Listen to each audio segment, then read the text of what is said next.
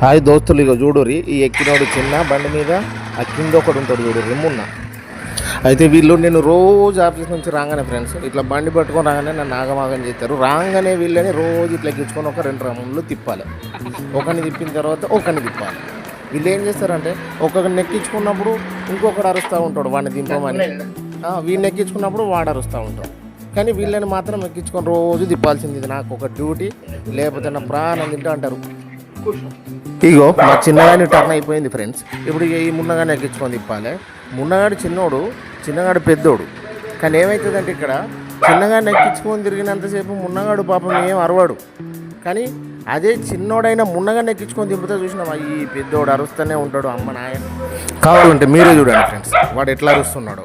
ఏదేమైనా వీళ్ళు నా దగ్గరికి వచ్చి నన్ను ఎక్కించుకొని తిప్పు అని చెప్పేసి చేసే సైన్స్ అంటే నాకు ఇష్టం. ఎందుకంటే నాకు ఎనిమల్స్ అంటే చాలా ప్రాణం.